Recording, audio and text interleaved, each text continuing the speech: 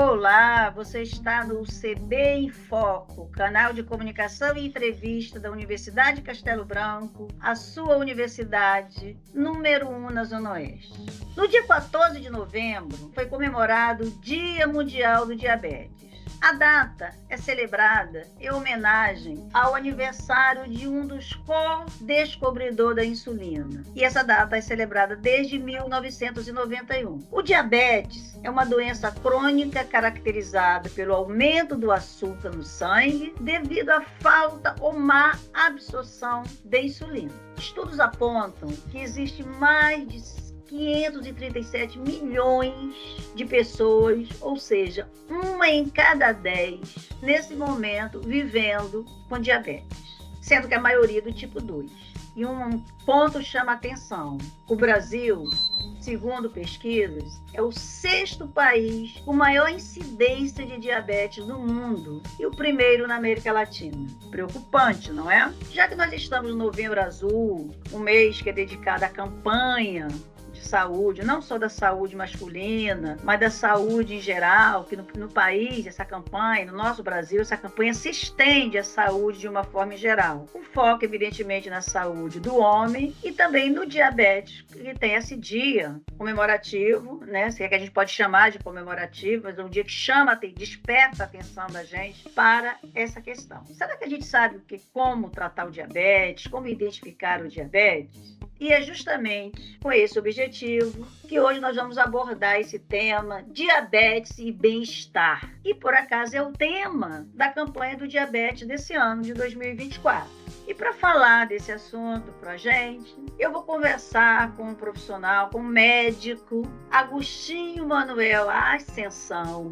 Ele é uma sumidade no assunto, não vou estender muito o currículo dele, senão eu ficaria o episódio inteiro falando sobre isso. Ele é mestre em cirurgia torácica, doutor em técnicas operatórias e cirurgia experimental, com grande experiência, atuação na questão das cirurgias endócrinas. É emérito do Colégio Brasileiro de Cirurgiões e temos a honra de tê-lo como professor e coordenador do curso de medicina da Universidade Castelo Branco. Professor Agostinho, muitíssimo obrigada pela sua colaboração. Seja muito bem-vindo ao nosso bate-papo. É uma honra tê-lo mais uma vez aqui conosco. E eu gostaria de iniciar essa conversa que o senhor se apresentasse um pouco para as pessoas, falasse um pouquinho, por exemplo, como é que está a saúde na Universidade de Castelo Branco. Elza, muito obrigado pela oportunidade de falar, né, na nossa comunidade e aqueles também que não pertencem à nossa comunidade da Castelo, mas que de alguma maneira possam participar, né, das nossas jornadas, das nossas atividades.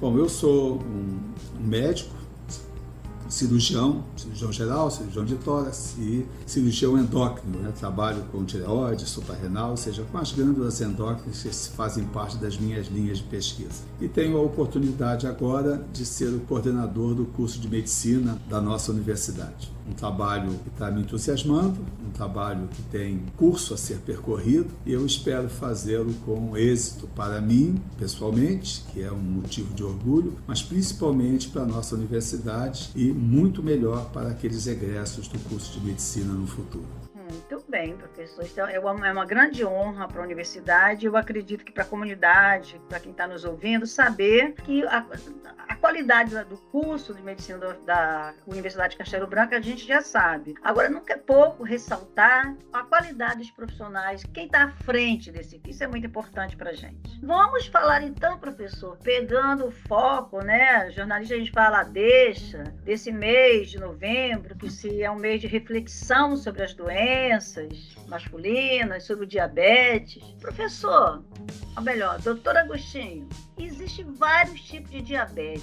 Quem está nos ouvindo deve ter, acho que é uma curiosidade que paira assim sobre as pessoas. Qual o tipo mais comum e o mais preocupante? Nós temos uma classificação para o diabetes chamado diabetes tipo 1, que é o diabetes que tem uma insuficiência na produção de insulina e ele tem uma conotação genética, né? Ele acomete, infelizmente, crianças e esses são insulino-dependentes, né? E temos o diabetes tipo 2, que é um diabetes do adulto.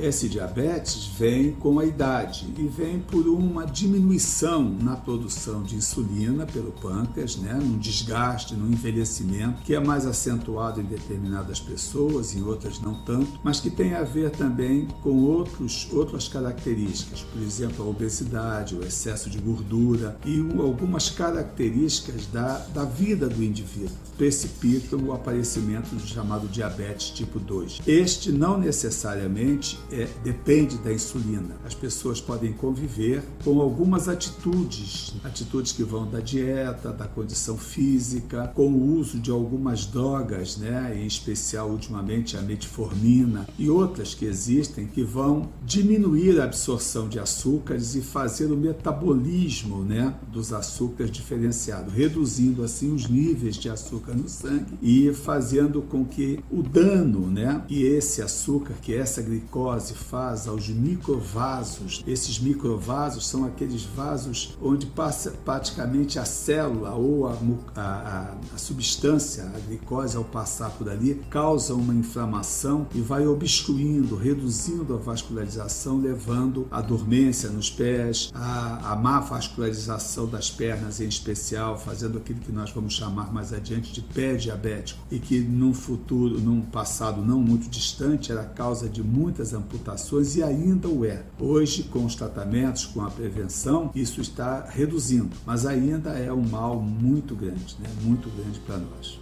Coisa interessante. Então, assim, a quem está ouvindo a gente agora, por exemplo, o adulto, o tipo 1, como você falou, é mais comum nas crianças, que é o que depende da insulina. Próprio das crianças. Tá. O tipo 2, então, é possível a pessoa, conviver com bem-estar, com qualidade de vida com o diabetes 2, desde que tome os cuidados? Sim, né? Nós estamos no Novembro Azul, né? E se fala muito da próstata, mas eu gosto de ver o Novembro Azul como uma possibilidade de falar da saúde do homem como um todo. A importância dos cuidados com a saúde, não só da próstata, mas do diabetes, das doenças cardíacas e no momento social, principalmente nas áreas urbanas, aquilo que nós vamos chamar de saúde mental e social ao longo da vida. Acho que as famílias e a sociedade devem começar a se preocupar, ou já está se preocupando, numa educação social, né? Numa educação que está nas nossas casas, com as nossas famílias, mas que também pertence às autoridades, ao Estado, à escola, como um todo. Uma educação que vai da prevenção de determinadas doenças, né, para que nós possamos viver mais. Nesses últimos 100 anos, nós passamos de uma média de idade, de vida média, de 34, 35 anos, para perto de 78 a 82 anos de idade. Isso é um ganho fabuloso para a humanidade, um ganho fabuloso. E isso vem não só com o desenvolvimento da tecnologia, a geladeira, a conservação de alimentos, né, que é fundamental para isso, a redução da toxicidade dos fungos, de bactérias nos alimentos que se faziam antigamente. E hoje a conservação, a bromatologia nos dá alimentos melhores. A outra coisa é de prevenir doenças, né? Através das vacinas, de medicamentos, a cirurgia, enfim, toda a medicina. E os hábitos sociais agora passam a ter uma importância muito grande para nós, muito grande, para que tenhamos, não só homens como mulheres, uma qualidade de vida melhor e um prolongamento da sua vida. Estima-se que se esses ingredientes forem acrescentados à vida do homem e da mulher, que num futuro não muito distante nós possamos viver em média mais de 110 anos de idade, e isso não está muito longe de acontecer. Delícia. Eu não sei se você que está nos ouvindo fica com essa sensação, mas sinceramente, ao ouvir o doutor Agostinho falar, me dá assim, um conforto, uma confiança, uma certeza de que é possível uma vida melhor. Incrível, se eu passo isso assim, com tanta propriedade, é o saber, né? Faz toda a diferença, gente. Agora, doutor, tem uma questão que está se ouvindo muito hoje quando o assunto é diabetes, também bem-estar, essa questão da qualidade de vida, o pré-diabetes. É um termo que está se usando muito hoje. Eu, por exemplo, fui diagnosticada, você está pré-diabética. Quando ocorre, quais os cuidados que a gente tem que ter, quais os fatores de risco, o que é o pré-diabetes? Esse é um termo usado em medicina que tem a finalidade de alertar as pessoas a tomar alguns cuidados. A gente chama de pré-diabéticos, que talvez seja inapropriado, né? Mas na realidade isso é um crescente. E isso começa quando nós fazemos alguns exames, que é uma glicemia, e temos glicemia em jejum de 8 a 12 horas, maior que 120, 130 anotados. E aí isso alerta, olha, você não está metabolizando bem os açúcares que come, e esses açúcares estão impregnando. Depois fazemos um outro exame, que é muito simples, que chamamos de hemoglobina glicada. Essa hemoglobina glicada é aquela hemoglobina que vai fixando a glicose e que vai carregando a glicose por mais tempo. Essa hemoglobina glicada, quando ela atinge valores acima de 5,7, 5,9, 6, e esses níveis de glicemia persistem com um jejum de 8, 12 horas, nós começamos a dizer que esse indivíduo é um pré-diabético, já que o diabetes é uma doença com sinais e sintomas muito característicos, e esses indivíduos ainda não apresentam esses sintomas, mas já tem uma alteração importante no metabolismo da glicose. E depois tem que se investigar. Ele tem o que está propiciando isso, né? Então nós vamos tentar melhorar com que esses níveis de glicose no sangue diminuam, e são várias as formas de se tentar isso. Uma, por exemplo, é relacionada ao excesso de peso do indivíduo, o acúmulo de gorduras, né? Essas gorduras desenvolvem resistência insulínica, ou seja, a insulina passa a não atuar bem. E esses indivíduos, às vezes, têm insulina até alta, mas não conseguem metabolizar totalmente a glicose nos tempos certos e fazer níveis de glicêmicos adequados. Nessa situação de reduzir peso, né, de levá-lo a um peso próprio para o seu biotipo, né? E cada um de nós tem um tipo de biotipo, um tipo de fisiologia, e que não necessariamente é um padrão para isso. Mas geralmente nós, a grosso modo, íamos ter um índice de massa corpórea, né? Que é um teste que se faz, né? Entre o peso e a altura do indivíduo, e se ele tiver níveis ali entre 24 e 25, né? É o ideal. De um modo muito simples, a gente vê qual é a sua altura. A sua altura é 1,70 m, em centímetros, né? Então são 170 centímetros. Você diminui 100. Faz o meu, professor. Faz o meu peso aí. Eu tenho 1,60 m. 1,60 m. Uma coisa muito simples, né? Para as pessoas que não são médicas, 1,60 m são 160 centímetros. Se nós tirarmos 100, nós teríamos 60. O seu peso deve ser 60 quilos, mais ou menos 15% para as mulheres. Nos homens, mais ou menos 10%. Ou seja, deveria ter aí em torno de 69 quilos, né?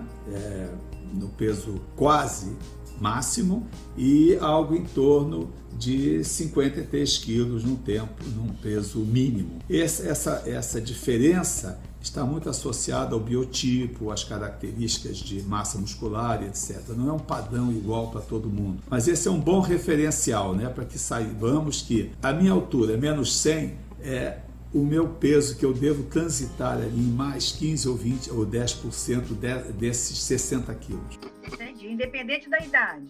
Não, a idade tem importância. As pessoas um pouco mais idosas, não os idosos acima de 70, 80 anos, que há uma tendência a serem mais magros, né, a perder uma grande massa muscular, mas aí por volta de 50, 60 anos, seria esse peso mais ou menos. 1,60 m, 60 quilos seria muito bom. Olha, eu gostei muito da informação de um leigo, a gente precisa ver o médico, mas de saber calcular, tirar os 100 da altura e já pensar se mais ou menos está no padrão. Olha que informação acadêmica.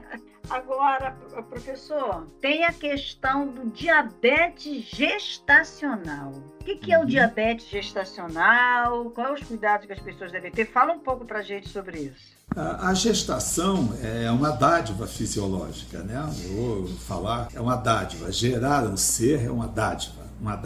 Para nós, animais, né? Nós, no caso, primatas, mas de um modo geral, para os animais superiores, os primatas, os mamíferos, gerar um novo ser é uma dádiva. Só que isso causa um transtorno metabólico muito grande, alterações hormonais, alterações metabólicas, né? E essas alterações hormonais e metabólicas influem efetivamente, né, em algumas pessoas mais, outras menos, tá? No metabolismo da glicose. E essas pessoas, essas gestantes, ficam com glicoses elevadas, níveis de glicoses elevadas. Chamamos isso de diabetes gestacional. Ao término, né, e geralmente são pessoas um pouco acima do peso, né, são mulheres acima do peso, numa boa parte das vezes, não necessariamente, mas na maioria. E esse diabetes gestacional, ele termina ao final da gravidez. Ao final de algumas semanas, alguns meses, o metabolismo volta ao seu normal e esse diabetes gestacional desaparece, né? Na maioria das vezes, é claro. Agora, doutor, diz uma coisa pra gente. Pacientes com histórico familiar de diabetes, precisa de alguma orientação especial? Existe esse critério que deve ser olhado com mais atenção? Sim, precisa sim. Nós temos essa coisa do diabetes tipo 2, que é o chamado diabetes do adulto. Eles têm vários componentes para isso. Já falei aqui do metabolismo, do excesso de gorduras, né? Mas existe um componente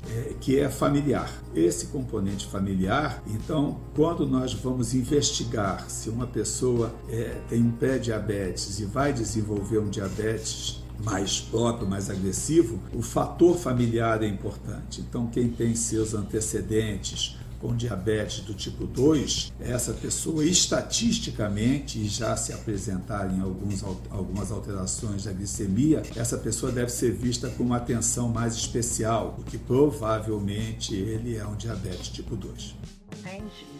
Então vamos a um assunto que eu particularmente tenho muita curiosidade, tem gente que pergunta, pré-diabético. A gente sabe que o diabetes é uma doença silenciosa, né? A gente vê muito aquela questão de amputação, vê muitas pessoas sofrendo com essa questão. O senhor meu já academicamente explicou para a gente que os cuidados hoje, que tem como a gente tomar cuidado, a prevenção para evitar chegar ao pior, digamos assim, as piores consequências. Mas o que é o pé diabético? O pé diabético, na realidade, é uma isquemia. O que acontece? O nosso organismo tem microvasos e nesses microvasos o sangue passa muito lentamente, passa em regimes alternados por conta de ação de receptores e os membros inferiores, por conta da gravidade, né, eles sofrem um pouco mais. Então, o diabetes, essa glicose, vai criando inflamações nesses vasa vasorum, né, é um termo latino que se usa para dizer que esses vasos são minúsculos e eles vão ficando inflamados. Inflamados, eles obstruem e não mais vão vascularizar determinados territórios. É claro que isso acontece progressivamente, demora tempo, né? E aí o que acontece é que aquele tecido fica desprovido da vascularização. Ele passa a ser isquemiado, é o termo que se usa, isquemia, quando ele não é bem vascularizado e, portanto, o oxigênio não chega até ali para vascularizar aqueles tecidos e esses tecidos vão ficando, primeiro,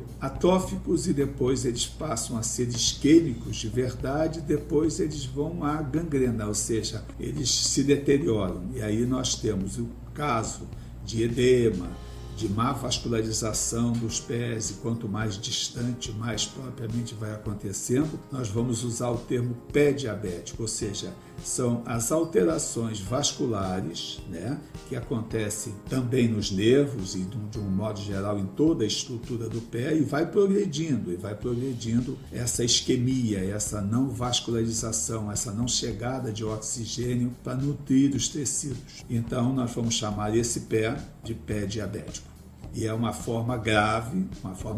Quero só dizer que quando nós temos um diagnóstico precoce e tem a atuação dos conceitos de medicina atuais, em que um homem, uma mulher tem o acesso à medicina, isso vai sendo contido. Não quer dizer que não vai acontecer, mas vai sendo contido com a melhora do peso, a questão de uma dieta mais adequada. Então, essas pessoas são orientadas a não comer doces, por exemplo, substituir o açúcar, às vezes, por um adoçante artificial, não comer muito glicídio, ou seja, massas, pães, doces, pão doce, enfim, reduzir isso ao máximo possível. Fazer uma dieta muito equilibrada, com não ter alimentações copiosas de grandes volumes, comer um pouco menos a cada vez, comer mais vezes ao dia, 4 vezes ao dia. Essa regulação vai fazer com que esses níveis de glicemia não fiquem muito altos. Com a ajuda de algumas drogas que existem, né, e que não é a insulina,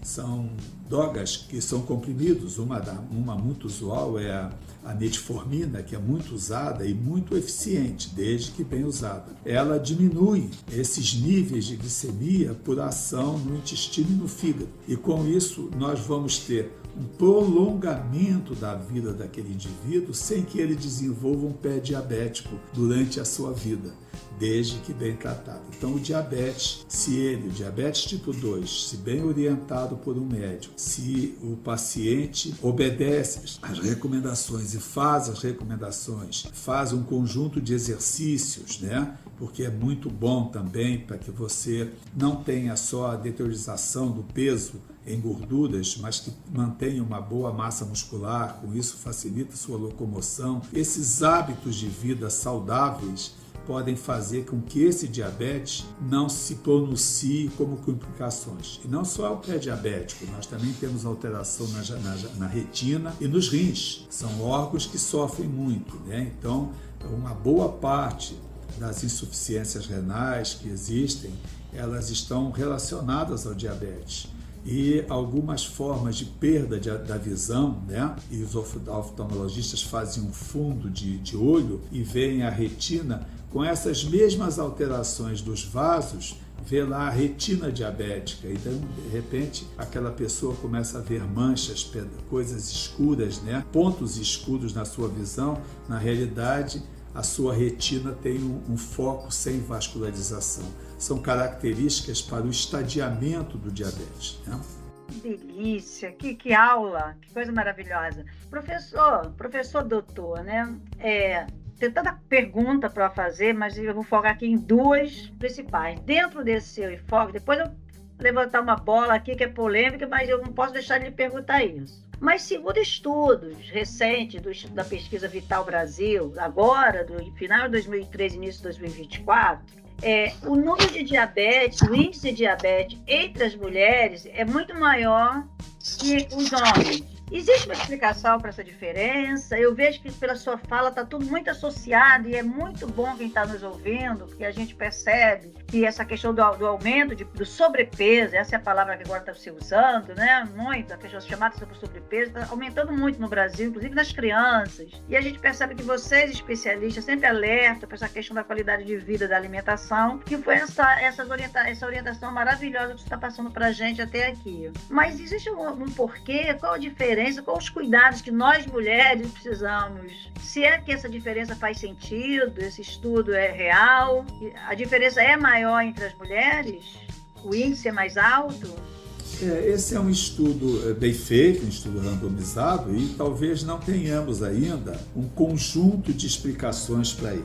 Mas vamos tentar imaginar. Eu não estou falando cientificamente ou com comprovação científica. Isso foi um dado e a ciência vai se encarregar disso. Mas alguns fatores são importantes. Por exemplo, a mulher se trata mais, então se descobre mais pré-diabéticos e diabéticos em mulheres que em homens. Alguns homens passam anos e anos sem fazer uma glicemia, sem ir ao médico. Então, esse pode ser um fator estatístico, não totalmente relevante. A outra coisa é que a mulher, de um modo geral, tem uma tendência a ter proporcionalmente um pouquinho mais de gordura que os homens. Isso pode ser outro fator. E pode ter que uma boa parte haja também um componente da obesidade e do sedentarismo, né? E, como eu já falei, se tem alguma coisa genética, a possibilidade genética, para que nós possamos documentar bem isso. Importante é que nós temos um número de mulheres maior que o número de homens em sociedade. As mulheres vivem mais do que os homens, né?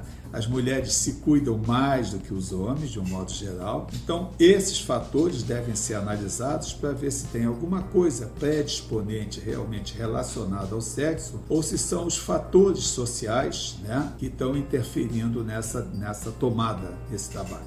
Muito bem. Olha, esse episódio é um dos mais interessantes dos últimos tempos que eu gravei, porque assim, está muito acadêmico, está muito pertinente. Você está falando aí dos homens, quando você fala que as mulheres se cuidam mais, homens, Novembro Azul, é justamente isso que o doutor Agostinho está falando. Homem não pode ser relapso, independente da idade, tem que procurar cuidar, olhar para a saúde, porque está todo mundo vivendo mais e precisa viver mais e melhor. Por isso, o nosso tema hoje é diabetes e bem-estar. Agora, doutor Agostinho, o senhor também falou no início, aí na sua fala, a questão dos remédios de drogas que estão sendo usadas hoje, que permitem que as pessoas vivam melhor, possam controlar o diabetes. Está na moda, está todo mundo usando. Ozempic, doutor. Fala, eu preciso ouvir. Eu não poderia deixar de fazer essa pergunta. Eu tenho certeza que homens e mulheres, as pessoas que estão nos ouvindo, gostariam de ouvir, de ter uma orientação a respeito disso. Porque tem gente usando o Ozempic para emagrecimento, são diversas as opiniões que divergem sobre essa questão, e eu acho que eu estou com um profissional certíssimo aqui, pessoal, ouvintes do CB em Foco, para dizer para a gente. Ozempic, doutor. Bom, a humanidade procura o elixir da vida eterna, filosoficamente. Ponce de Leão e tantos outros que nós lemos, e de um modo geral, a pessoa procura o bem-estar, a beleza. Essas novas drogas que estão surgindo são uma nova arma para o tratamento do diabetes. São efetivas, são boas, ainda muito caras, e que estão sendo usadas até com uma certa distorção. O pessoal que trata da estética, né, estética corporal, para diminuição dos níveis de gordura, isso está sendo amplamente difundido como uma forma milagrosa de comer e emagrecer. Já se tentou de tudo, já se tentou a bulimia, né? Como e depois faço o vômito.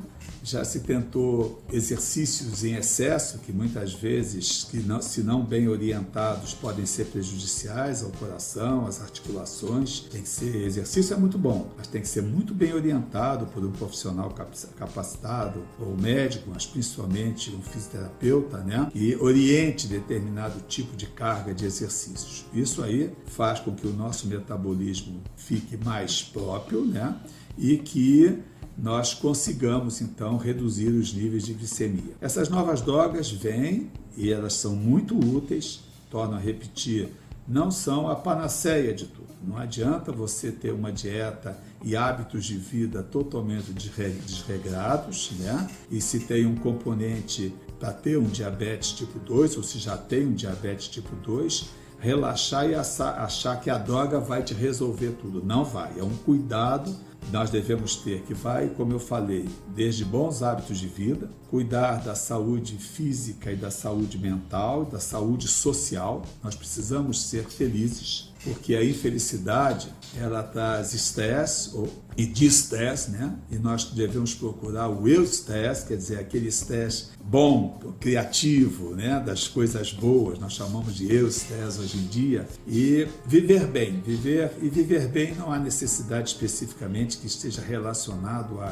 grande quantidade de dinheiro. Viver bem, ser feliz. Ser feliz é uma coisa muito boa. Com isso, nós alteramos bem menos o nosso metabolismo pela liberação adrenérgica, pelo estresse, que tem componentes importantes também, já que, por exemplo, níveis muito altos de substâncias que causam estresse, né, como a adrenalina, a noradrenalina, eles inibem a insulina, aumentam o glucagon, causam a resposta orgânica, e esse contínuo, se isso for um contínuo, pode ser prejudicial. Então, as novas drogas estão aí, estão sendo desenvolvidas e ainda estão quase que num caráter experimental, que nós precisamos de alguns anos e com um N, quer dizer, um grande número de pessoas fazendo, para que os resultados sejam traduzidos em números, esses números analisados do ponto de vista estatístico, e são feitas meta-análises desses inúmeros trabalhos para que a gente tenha um grau de certeza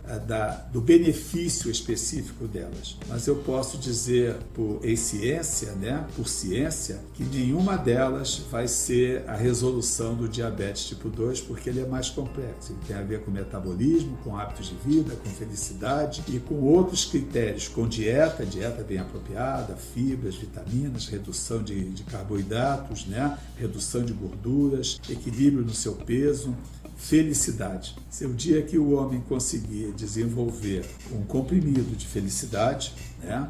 Aí sim nós estaríamos muito mais perto da resolução desses problemas também metabólicos.